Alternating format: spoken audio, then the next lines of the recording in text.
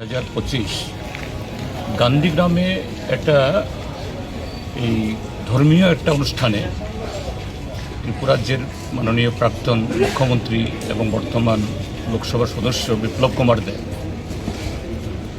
আমাদের পার্টির বিরুদ্ধে একটা সম্পূর্ণ যে বাস্তবতার সাথে কোনো সম্পর্ক নেই এবং মিথ্যা এবং সম্পূর্ণ একটা বানানো আমাদের পার্টির যে এই ইমেজকে নষ্ট করার জন্য করেছেন, যে মাতাবাড়ি মন্দিরের তার যে দান বাক্স থেকে নাকি সিপিআইএমের সরকার থাকার সময়তে অর্থাৎ বামফ্রন্টের এগুলো চুরি করেছে এবং এটাকে নকল জিনিস দিয়ে এই দান বাক্সগুলো ভরা করা হয়েছে।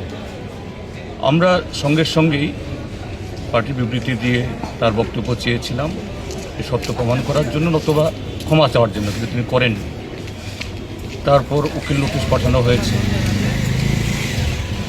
কুরিয়ার যুগে চিঠি পাঠানো হয়েছে, পিয়ন বুকে পাঠানো হয়েছে, তিনি কোনো সাড়া দেননি।